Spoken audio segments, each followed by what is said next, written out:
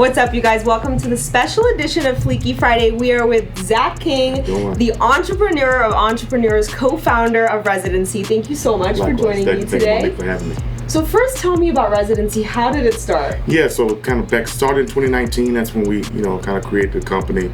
My buddy Angelo Isepi, who's also a co-founder with me, we met when I was in the restaurant business. He was one of my favorite customers, and he thought of the idea of, coming up with a cool hat brand, something that give people an option to represent their city. He knew I knew a lot of contacts, a lot of different people, and just thought it would resonate well. We both felt that cities were underserviced. Meaning, like, if you wanted to wear an LA hat like I'm wearing prior to Residency, you had to wear a Dodger hat. Mm-hmm. If you wanted to wear a New York hat, chances are you were wearing a Yankee hat, right?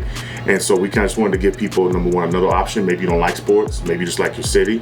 And then giving people fresh looks, designs, and new colorways. Wow. Maybe you get tired of wearing the same color pattern that you've always seen. So that was kind of our take on it as customers, and we felt it would resonate well with fans, and it seems to have. What was the first ever colorway?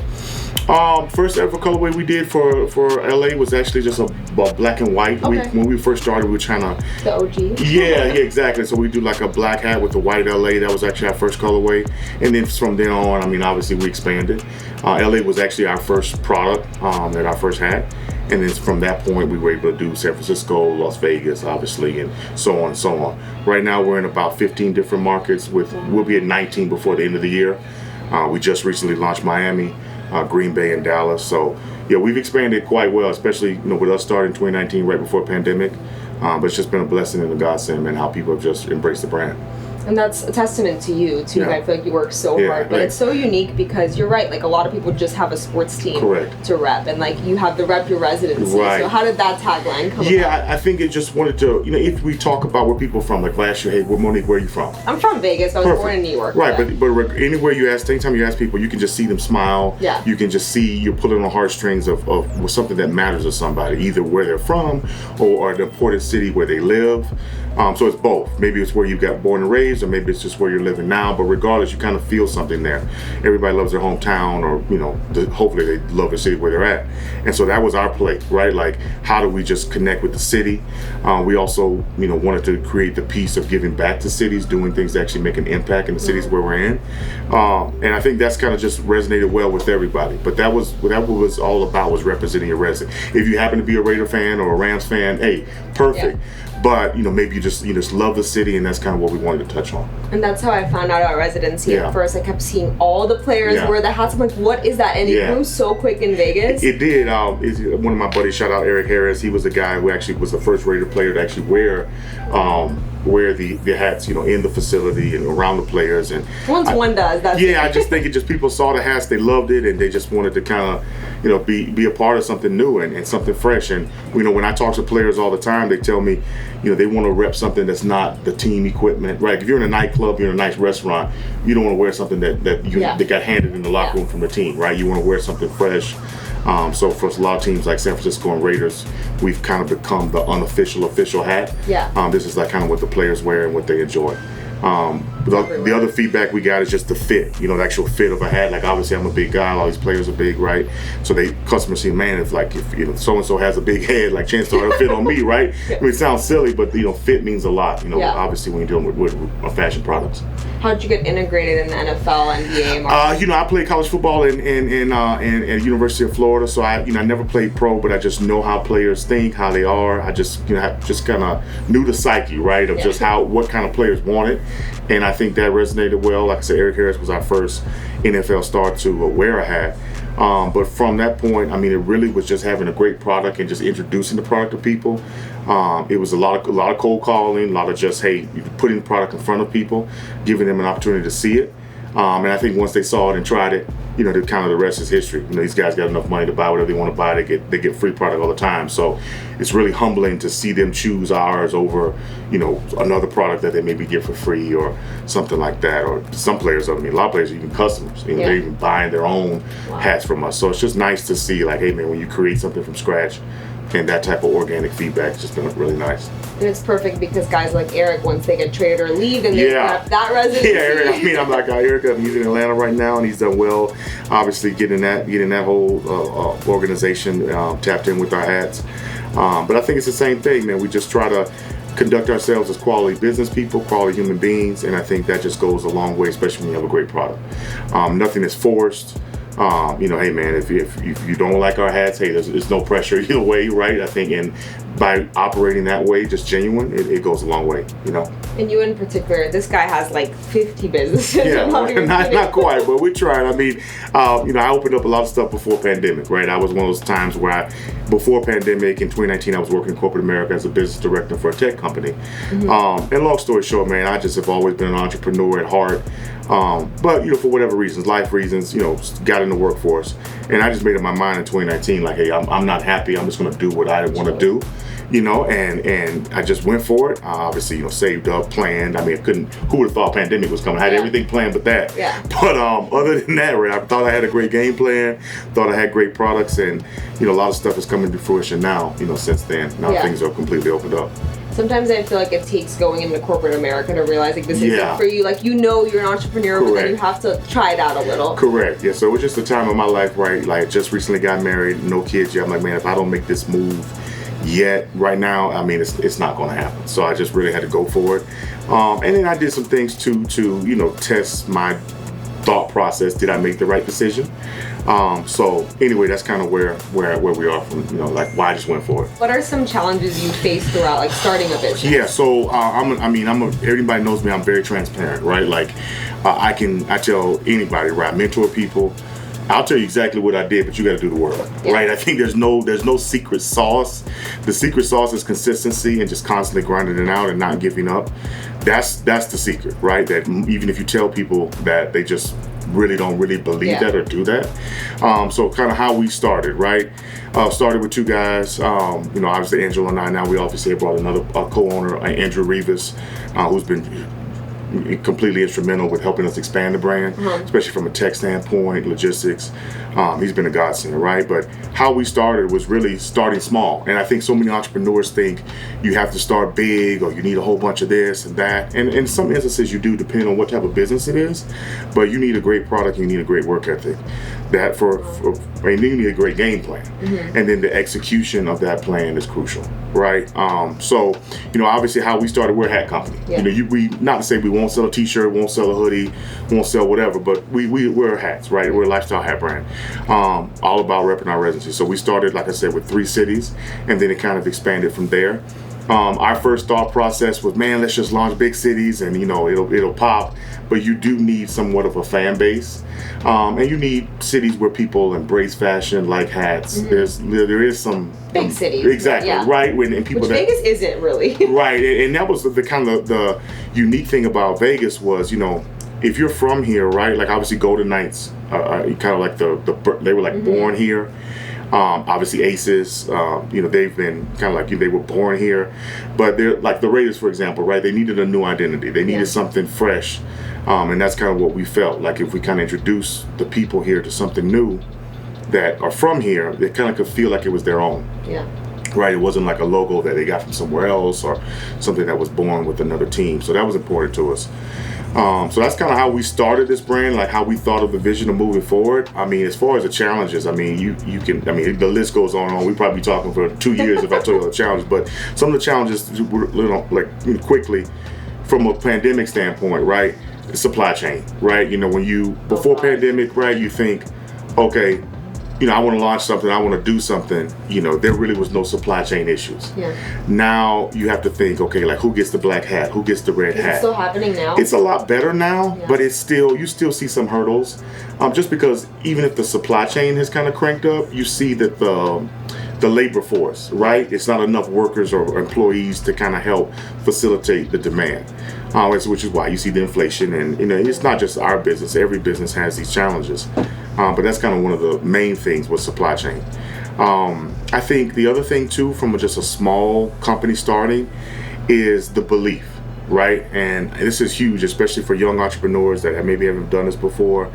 Nobody's gonna believe in you, right? Everybody wants a winner. Nobody's gonna believe. I can't tell you how many family members, cousins, friends, I reached out to saying buy a hat or support me, right? So if you're looking for that that initial support from people, good luck. Yeah. Now, when it pops, everybody's your cousin, everybody's your friend, everybody's like, man, Zach, I know you could do it.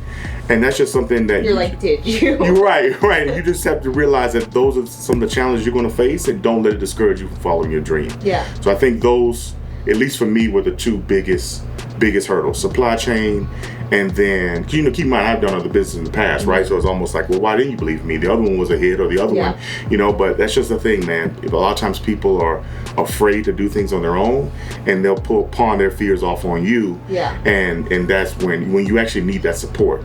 I tell people all the time, like, any business you start, it's almost like an infant. It's like a baby, right? You need to nurture the baby. You need to spend time with the baby. You wouldn't leave your six-month-old child alone, right? You leave your 16-year-old alone. Yeah. But how many years did it take you to get that trust or get that kid to develop? So it's the same thing in business, and the consistency of that is that secret sauce, right? But that's something that I can't control. If I'm mentoring you or advising you, you got to do that. Yeah. And the belief is everything. I listened to this podcast, I think with Grant Cardone, and he was saying, if a house is getting built and it's half built, you're not judging it. You're not saying, oh, this house like sucks. You know the end product. Correct. So I feel like if you believe in yourself, you know where you can go. But how do you overcome those people who maybe didn't believe in you in the beginning and now are like, hey, Zach? Man. I mean, I think I'm kind of immune to it. Yeah. I expect it. Mm-hmm. To be quite frank with you, it motivates me. Yeah. I don't want to say I'm petty. Yeah. But I do. You remember who was there. You remember who wasn't there. Yeah. It is very humbling to see people come back around. I'll give you an example. Like, there's one guy. I've been friends with forever, right? And asked him to buy hats all the time. He was the first person to tell me Derek Carr was wearing my hat. So sometimes things come full circle, and you can't even control the full circleness of it. Wow. And it's kind of just really inspiring to see. And you don't want to, you don't rub stuff in people's face, right? Yeah. That's not being a good person or a professional. But it's just crazy to see things come full circle. Yeah. And I think that's when you're in a low moment or when you need that motivation, that's inspiring to see. That's what I try to take out of it, the positiveness. But I mean, when you're first starting, it sucks, right? When you're not getting those sales, you're not getting the support. Because a lot of people that in that crucial moment, they might give up. Yeah. Had I not had other resources or other businesses, or if I hadn't been through this before, I don't know if we'd be where we are today with residency. Yeah. But because I had that other business knowledge, I'm like, oh, well, this is just like my chicken restaurant. Yeah. My cousin didn't buy a sandwich either. Yeah. It's no difference, right? Like, so it just kind of gives you that, you just become immune to it, and it definitely in a lot of ways motivates me. And then everyone wants things for free. So I have opinions about this. Okay. So you're not a charity, right? Yeah. You're not just around here handing out free hats to anybody who wants to have. You want to create a level of mystique or a level of product demand where people feel like, hey, if I want to charge, whatever, $40, $50 for a t-shirt or a hat, I feel I deserve that because I'm giving you a great product. Yeah. True friends will support you, hey, no problem. Yeah. But to a certain extent, if you're selling something that people can see or touch, right? Honestly, they're free marketing. Yeah. Now, what I can't stand if somebody asks for a free hat and doesn't wear it. Yeah. Or like, why did you bother me for something free if you don't even want it? Yeah. Or you're not even going to use it. Help you. But if that person is walking around with your product on and you got a great product, for me, it's marketing. You would pay a marketing company or agency 10 times that to get that same exposure.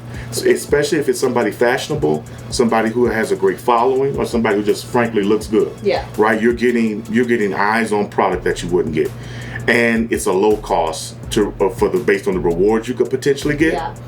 And then who knows, right? Like what I do sometimes is I'll slow drip them. That first one's free, but the second, third one ain't. Yeah.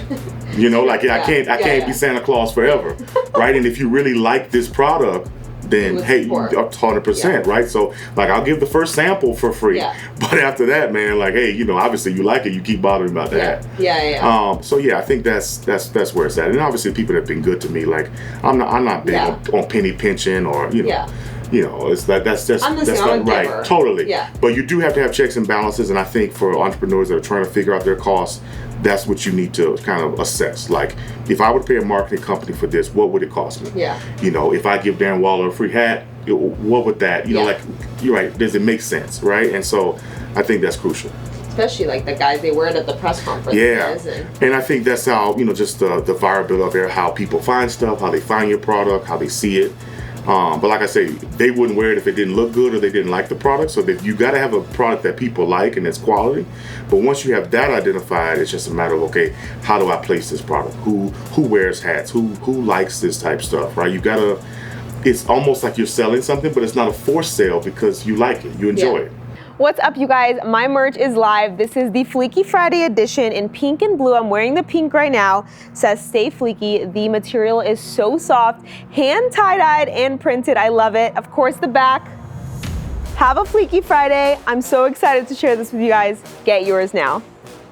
Yeah. You know, like you drive a Jeep, right? Yeah. Like, you know, like you give me, like I didn't have to force you to drive that car. You enjoy it. I mean, obviously there's paperwork and stuff like that, and there's you got to agree to it, but nobody had to twist your arm to kind of buy something you already enjoy. My car got keyed. Oh my God. I know. I can't stand that. It kind of gives it character, you know? Right. Like, whatever. It's fine. For sure. But what's been the most rewarding part for you through all of this? The most rewarding part, I think, is why entrepreneurs get in this to begin with, which is the freedom. The freedom of, especially coming in a pandemic situation, right? You know, where you there's so many things you can't control. Mm-hmm. And this is why, you know, this is like an entrepreneur versus an employee, right? And it's nothing against employees. They have great jobs. I mean, I'm all for that, right? If that's what you want to do and you're really passionate about where you work. Mm-hmm. But, you know, ain't nobody firing me tomorrow. Yeah. You know, ain't nobody telling me, you know, hey, I got to be here at 6:30, and if I'm here at 6:35, then I'm getting written up, right? So the freedom of, hey, this is what I chose to do. This is what I want to do. Now, don't get me wrong. I'm pulling sometimes more hours than an employee would. That's what people don't understand. Right, and you know, the day after Christmas, I'm still here. Thanksgiving Day, I'm still here, right? So there's times, right? But just the freedom of nobody can really cap you. And I think for people who have a vision and are entrepreneurial and honestly, we're just trying to create generational wealth. It's not even about really me, it's just, or the money, it's just the freedom of doing what I want to do.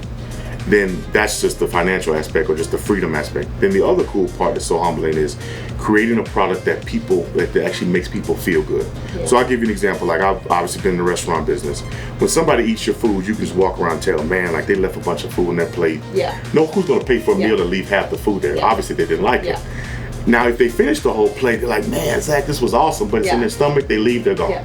When you're in fashion and somebody puts an outfit together, that how you make them feel, or the reaction of how they feel is just ridiculous. Like, I don't know. I mean, obviously I'm around guys all the time, right? But like, you know, I just see how they put an outfit together, right? And you just see the joy that it brings them. Like, I was with Trent Williams probably about 2 weeks ago, and I brought him some product, and you could just see how he was placing me. I'm gonna wear that with, you know, the Dior shoes, and I got this with the Amiris, and I'm gonna pull this car out for this. Like, he was literally putting his whole fit together based on the hat that, right? Or the same thing. I bumped into Debo in the locker. He's like, man, Zach, what you got for me? So it's like, it's just one of those things where like they just totally enjoy the product, and you can just see the guys, they want to look good. It helps their self-esteem. It helps their confidence. They like wearing nice stuff. This is who they are as people. And, you know, call it whatever you want, but just the reaction that gives a person when it's something you've created from scratch, that's empowering to see. Yeah. You know, and I do kind of a good job of trying to connect with people as to what they like. I kind of can read like, okay, maybe like this, likes this, or likes that. And then I try to develop products, or our team helps design products that resonate exactly with that person. And then we take it a step further. We'd even do customizations, depending on like, you know, for obviously Trent, we did some stuff. Debo, we got some stuff coming out. We need a Fleeky one. Yeah, we definitely 100%. So cool. But you get me, like, you already like the brand. Yeah. Now you like pink. Yeah. Now let's talk Fleeky, right? Yeah. So it's like, boom, you already like hats, you already like the brand, you already like pink. Like, I'm hitting on all cylinders. You know me already. Yeah. Right. So when you actually put it on, it's like, this is natural. Like, this isn't forced. This is what I like, my favorite color. And now it has something about me on it. Like, of course I'm gonna wear it. And I feel like too, like I have so many hats, but I have that one or two that I wear most of the time because I have them like stored up, and then like I'm not gonna climb up and get them. So I feel like that's your hat. The residency hat is the everyday hat. Yeah, and like I bump into guys all the time, and like I'll go see them, and they're already wearing it. It's not like they didn't know I was coming, or they didn't know Zach will be here at 1 p.m. Let's put on the hat. Like this is just their outfit. This is what they were gonna rock today, and that's been cool to see. Do you remember the moment or a moment when you're like walking down the street and you see someone in your hat? Oh man, so my wife just asked me this last week, but we I'll tell a story for me, then I'll tell a story about Angelo. So Angelo was with his family, like when it actually happened to both of us. Okay. So it happened to Angelo first. He was walking in LA. He lives in LA. He's from Vegas, lives in LA, was with his family, his wife's family.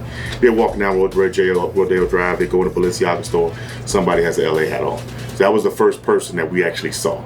And then when it really, like just random, like don't even know the guy. And then now, like I go to 49er games or the Raider games all the time, and there's at least 200-300 people wearing. You go to the bathroom, the guy in the bathroom's got a hat on. You go get a drink, somebody at the bar's got a hat on. You game day, you watch it, and players are walking in, right? So, yeah, it's cool to see. For us, on all of our hats, there's no residency logo. It's all about the city. Yeah. We don't want you to be a walking billboard for us. We want you to just do what we want you to do, which is rep your city. And that's cooler too, because it's exclusive. Someone's like, "What is that?" Right, and I think that's just caught people well. Like, I'm wearing it because I want to rep the city. I don't want to be a billboard for you. Not to say we won't introduce some residency products down the future, but I think that's been cool. So that seems like now it happens all the time. But yeah, in the beginning, those were the first two kind of, in particular when I went to go Levi Stadium last year to a game, they played Green Bay. I probably saw about 200-300 people wearing hats. And then we were in the team store too. So like, yes, going to the team store and seeing your product shelf to shelf with New Era and all these other companies, like, man, that's cool to see. This is something that we started from scratch, and here we are, and, in the store, and we actually had the #1 selling hat there. So just cool to see that, How do you stay motivated? Like after you get to a certain level, like now you want to, go to the next level. So with residency, this is a residency answer, and then I'll give you a Zach King answer. So for residency, it's easy to stay motivated because you're constantly launching new cities. Yeah. So. Okay. So this is the like you did Vegas. Yeah. Right, but do Miami. Right, like you got Derek Carr in the hat. Can you get 2 on the hat? Yeah. I'm just saying. You get what I'm saying? Yeah. Like it's only 2, but it's so easy to stay motivated because you're not done. Like we're not in every city in the world. Yeah. So you can do international eventually. Correct. Yeah. So I think that's the motivation piece with residency. It's like as we expand, you're naturally going to have to stay motivated because we've never been in that city before. If we do London tomorrow, we didn't have London yesterday. So how do we connect? Okay. And then once you connect, how do we connect with all aspects of life? I think that was huge for it. This was a lifestyle hat brand designed for everybody. Obviously, we love and appreciate all the ball players, right? But this is for maybe the local joker, maybe somebody doesn't like sports, maybe just a normal person, right? A golfer, or a mom, right? A student, a kid, right? It could be whatever. So it's like even once you kind of get in these cities, how do you break down the level of cities? Now, the Zach King answer to your question is, if you do it once, people say it's luck. If you do it twice, you're a real hustler. So that's what keeps me motivated. Oh, you got Derek Carr. Oh, you got Trent. Okay, like if I keep doing this repeatedly, like it's got to be me, bro. Like you can't. I don't know all these people personally. Yeah. I don't have everybody in my phone. Yeah. Some of these people that have worn hats I didn't even meet until this past year. All right, so like at what point do you say, man, like obviously the dude's doing something right? So I think that's what motivates me. Not that I care about that outside opinion, but I just know how people think, right? You do it once, oh, you got lucky. You had a homie hook up. And so I work twice or as hard to disprove those thoughts. Then, I get even more creative with it. Like, I don't play hockey. Yeah. I play football in college. I never played hockey. I can't even ice skate. And I got golden nights wearing. I got golden nights wearing hats, right? So just trying to like really break it down and like I'm getting motivated. Yeah, but I think hearing this. I think you have to, right? Like if you don't have these conversations with yourself, and if you're expecting somebody else to sit here and pump you up, right? You got to find something, whether it's positive, negative, whatever. You got to steal motivation from anything you can find. And you have a chip on your shoulder. You don't use it. You don't use it to be down, but you use it. For me, I use it to motivate me, right? And I kind of have those like conversations with the Zach who doesn't believe in Zach and the Zach who does believe in, right? Like, how do you balance that out? And to a certain extent, I think the third part to your question is you can't ask for a blessing and then complain about it. You can't pray to God and say, hey man, I can't wait to be an entrepreneur. I can't wait to have my own business. And then now you got your own business. And now you go, so busy, there you go. Or complaining about the work that's involved with it. Yeah. Right? Like you asked for this.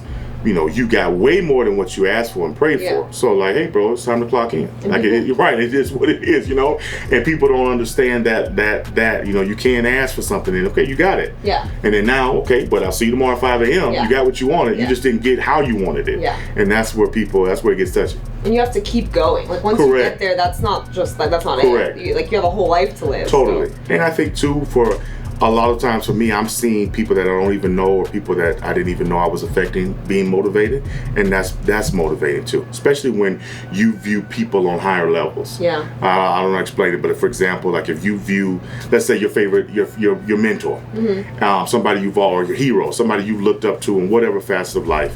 When people like that are telling you, like, yeah, I appreciate you looking up to me in this aspect of life, but I'm actually looking up to you and what you're doing in this aspect of life, because that's something that maybe I didn't know how to do, or maybe I never thought of, or how you reinvented yourself. So I think when you get that type of feedback, you're like, man, I can't quit now. Like I got 50 people counting on me that I don't even really know. But if I cop out now, it's like, man, well, what was this all for, Zach? So I think those are kind of the things that keep me motivated on a daily basis. That's a good point. It's the small wins. Because even like when I first started my channel, of course, like I was super nervous. Yeah. And the one thing that made me make sure I posted was the fact that someone let me in their restaurant and let me film and so I'm like, I have to post it for them. And then I'll 100%. Do it for me. But in those beginning stages, it's for some reason it's hard to do it for you. It is, and so I encourage. I mean, obviously, I think when you made your move, I think we talked on the phone, and I encourage you. I said, I'm so proud of you for doing this step, and I truly mean that. And like real hustlers and entrepreneurs and people that have been through that, they will support you. That's your ecosystem. We get it. Yeah, we get it. Like I told you, I can't tell you how many friends, family, whatever, ain't supported, ain't bought, right? But the people who have, you might not even know that person, but that one moment, like I can't change your whole world, but for that one. You want to come to my restaurant? For sure. Like you're just starting out. Hey, me too. Like I'm no better than you, right? So like, come on. If you like, I can't, get the cameras, and I can't do your job for you. But if you have enough, initiative to approach me and are serious and professional, I'll support anybody. No, I appreciate honestly, especially in that beginning stage. Once you get steamrolling, you'll be on ESPN one day. You don't need me, right? But you'll be there. You're in the But in that beginning stage, like of course, I'm there for whatever support you need. No, I appreciate it's crucial because that's the way you can make or break, and that's when you can, like a lot of times I've seen people give up. No, and I feel like people always give up right before they're about to make it, something big happens, and like really what keeps me going is like people like you who just support and believe in the big vision. It's about the big picture. Huh? What does Zach say to Zach in the morning, like when you wake up? Oh man, this is a rough one. You answered some good ones. I mean, I'm just rolling here. I know 100%. I mean, it's a constant battle. What does Zach say to Zach? But it's definitely motivation. Even on the bad days or the good, I just have to keep the same level of consistency, even if I don't want to. So I think that's the general theme of it. Whether it's a high or a low or a good or a bad day, like I've got to take the same enthusiasm and get off my ass and essentially do exactly what I promised myself I was going to do, no matter what the mood is, whatever. Like I've got stuff that needs to be done. Yeah. So I think that's the theme of what I say. But on a day-to-day, that thing can change depending on what situation, what mood, what sales, right? And so that's you got to be a little crazy to do this, right? You can't. You have to be delusional. Totally. This isn't for normal people that just want to have a regular life, right? This is definitely the intensity, at least that I try to bring to it, is definitely not. This is not normal at all. No, my dad used to always say, like, make sure that you don't get too excited when people give you compliments. Correct. That way, when like someone says something bad, you're not distraught. Totally. Such a good piece of advice. Totally. And I try, and I don't want to not accept obviously the blessings that are coming, but I try to just shoot that away. Like if you said, man, Zach, that's awesome, thank you, I appreciate it, but we still got work to do. Yeah, you are good at that. We still get thank you. I'm definitely humbled, and I'm not saying I don't appreciate the blessings, but we're not done yet. Like we got so much more to do and more to go, and it's just the tip of the iceberg, and I think that's crucial. One of my coaches, like that I look up to, Mike Tomlin from Pittsburgh, he says resist comfort. Resist comfort and resist those type of things, right? Like if he's won Super Bowls, he's always a Hall of Fame coach in the future.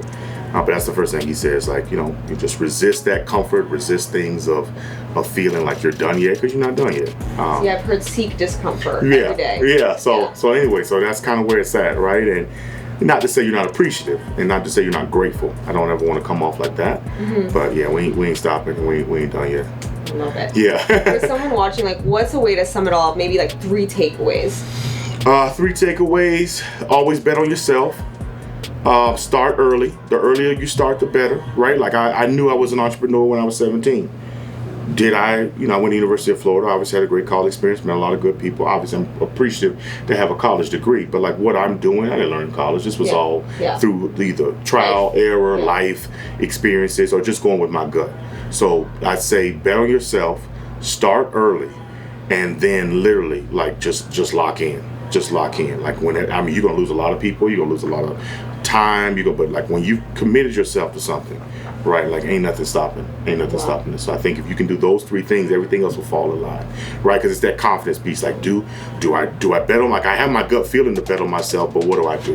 Right. I think that's crucial. If you don't have confidence or belief in yourself, you can't even start. Right. You might, even if I gave you a great hat, if you don't have the confidence to start a business, like you can't have a hat company, right? You have a great product, but no hustle behind the product. And then I just think, just starting early, because the earlier you start, before you're ready. Right, like even if you're not ready, just jump in the deep end, right? Eventually you're gonna swim or learn how to drown, right? And chances are you're probably gonna learn how to swim. Or maybe if I'm there, I jump in and save you. Say, hey Monique, I just appreciate you having the gut to jump in the pool without learning. I'm here to help you. Right? So you never know who's watching and who's gonna help you with that blessing. But if you're not even there to show up, or if you don't even take the first steps, it's kind of like, man, it's just hard to. It's hard to do, And I think confidence too is keeping the promises you make to you. Like if you say tomorrow I'm going to do all these things, and you wake up, you're like, I'm good. Like then you're not confident that day. Not at all. And I also, the last thing I probably would give somebody advice is, I tell anybody I mentor, start a 5-year plan. If you don't know where you are, or you would know where you're going to be in 5 years, you're already there. What's your 5-year plan? And work backwards and put everything down there. Where you want to live, eat, car you want to drive. You like put everything on that list and work backwards. And then it's like, okay, this is the goal.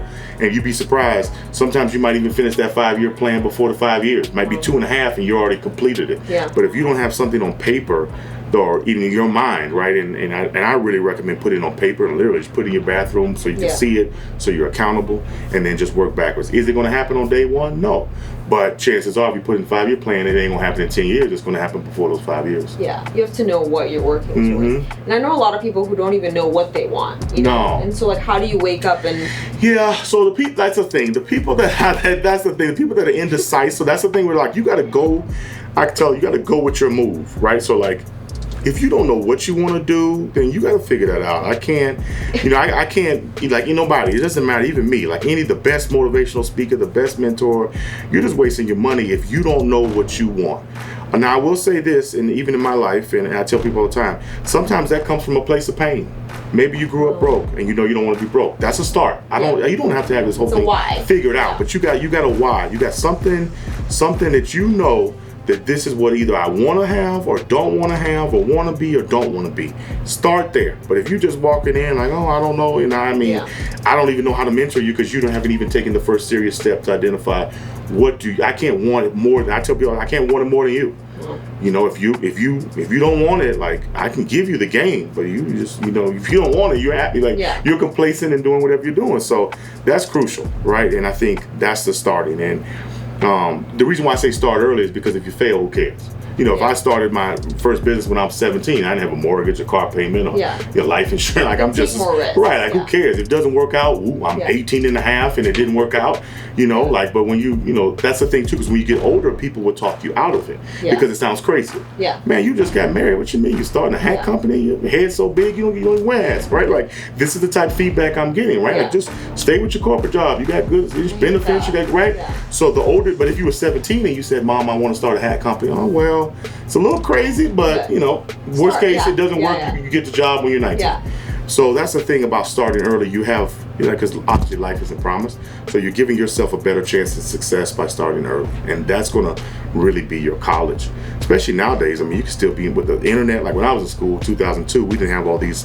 Facebook was just coming out. We didn't have all this, the social media, the phones, the access, right? So now, I tell guys in college, like, that I do NIL deals with, or just guys that I mentor, man, you got everything at your fingertips. You got all the resources that we didn't have, and they're paying you now in college.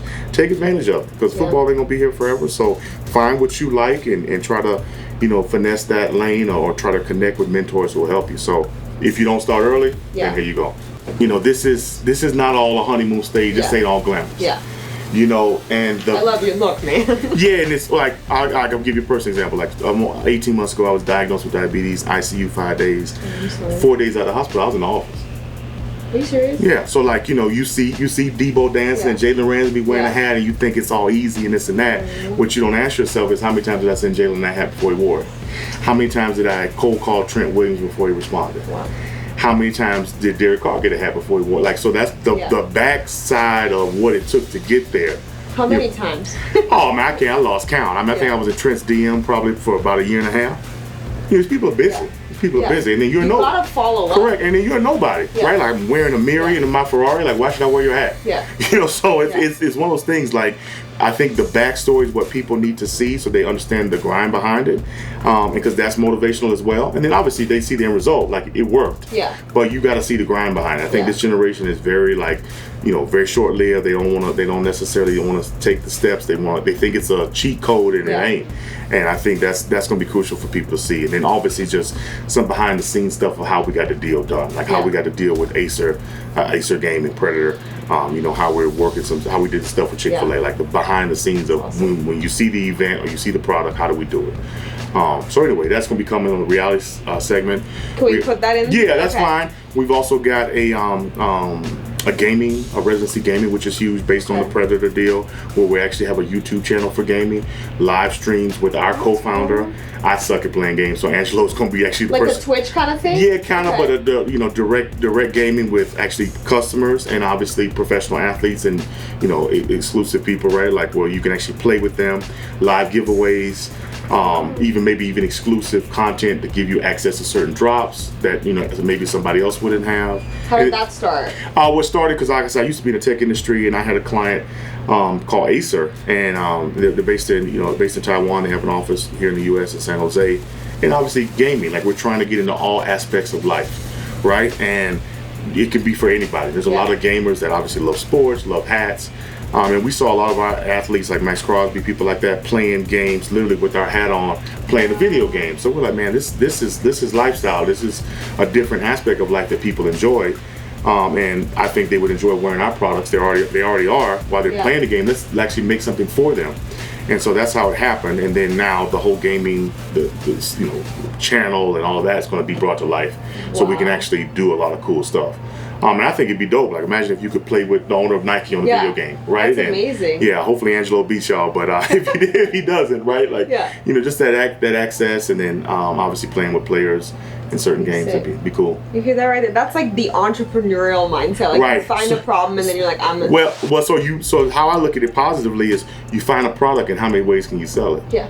There we go. Right, like you have one. Hat is great. Yeah. Obviously, we love the hats, but like, how can you break that down and essentially sell that hat 4 or 5 different ways, or whatever product you have? Restaurants do it. They have got a dine-in, takeout. They got catering. Yeah. Right. They've got mobile delivery. So technically, they're selling you that sandwich 4 or 5 different ways. Yeah. You just don't view it that way. Wow. And so that's what we're trying to do. And I think on the retail side of things with fashion, like you'll be kind of the first of its kind. I think COVID kind of helped with that, kind of made people think, like, what other ways? Yeah, so I was going to touch on this too. I know I don't take too much of you guys' time, but I mean, honestly, I feel like, everybody asks me this. Well, do I have to lock in? Do I have to laser focus? I don't want to be a jack of all trades and a master of none. So I don't. So this is just me. You guys do what works for you, but for me, what I learned, I tell everybody, average millionaire has 7 streams of income. Now, that doesn't mean you're doing 7 different jobs. But if you think I'm just sitting around here waiting on one check, you're crazy, right? So what I think pandemic should have taught everybody is you got to have different streams of income. I got a rule in my house, everybody got to bring in 3 checks. I don't care if it's the dog. You got to, Pancho, you owe me 2 more checks, right? So that's my rule in my house, because if God forbid something doesn't work, God forbid this thing closes, right? You have to have the flexibility to not be, you're doing this for financial freedom, right? So you don't want to get stuck. And so I think that's crucial, just understanding that. Now, how do you break that down from a bandwidth standpoint? I think you work smart and you say, okay, well, what am I most passionate about? I know I'm trying to, do this, but like, what am I most passionate about, and how can I essentially work down from there and prioritize down, right? And then what you got to do as a great entrepreneur and leader is learning how to have people on your team that you trust and you basically elect to help you run these businesses. So like for me in the restaurant, we have great operations director, Eric Yu. We have, great chefs and cuban, Dennis Martinez, and these people essentially, they control and they manage those entities, and they do a great job, and you got to trust that they can do their job, right? And obviously if you've got a problem, then you direct it to them. But I can't, fry the chicken, make the Korean hot dog, make the Cuban sandwich, sell the hat, and I'm the only one person. And so some people think they can. And no, you can't. And you can't micromanage those people that you've entrusted. Yeah. If you've got a management issue, then you handle that. But you can't be the owner, the boss, the chef, the dishwasher. It just doesn't work. So that's what I've done to work smart, to kind of be able to do multiple things at once. And obviously, bread and butter, I have things that only Zach can do. Yeah. Or there's certain relationships that only Zach has, and obviously that's where I come in. But I'm big on giving other people credit. Like, I think you obviously went to one of my restaurants with interviewed Chef Dennis Martinez. I told you, I'm not. You're like, just interview me. He's the man. He's the man with all the recipes. Yeah. He knows how to do everything. He's Cuban. He's the mastermind behind everything. Yeah. Give him all the credit. He deserves it. Right now, obviously, we came up with the concept of bringing it here, but like the magic is his. Yeah. And I'm big on giving people that credit, man. I think that's what leaders do. Shows a strong person that can empower somebody else and say, man, this is, I didn't do nothing but help turn the lights on. Yeah. You cooked the chicken, you cooked the rice, you cooked everything, and it's your credit and you deserve it. I love that. Yeah. Just a few more questions and we'll wrap it up. Yeah. But what is up and coming for residency, and where do you see the future for it? Okay, so the future is, I'll give you my goal. These are my dreams. So I'll give you the end. I tell everybody to have their 5 year, and I'm going to give y'all, hopefully it happens in less than 5 years, but if it happens in 25, then who cares? My goal is to be one of our, because the difference with residency is we actually own these logos. Like this is our design. This isn't, right? Like nothing against these other companies, but they're pretty much embroidery companies that embroider a logo that existed. So like, back when I was growing up, Starter, had the contract for the NFL. Now it's New Era, now it's Nike, right? So my goal is to have our logo actually incorporated with the team. NBA, NFL, MLB, doesn't matter to me, but essentially having our logo on the 50-yard line, having our logo on the stadium. What team? Be there. I see what team needs a fresh new look? You take the Raiders, for example. Not trying to touch the Pirate. We love the Pirate, right? But they need an LV, right? And we've got all your star players essentially wearing hats. It would make sense to me, like, hey, this is a new look. So that's my end goal, right? To have that logo, any city logo that we currently have on a 50-yard line on the stadium.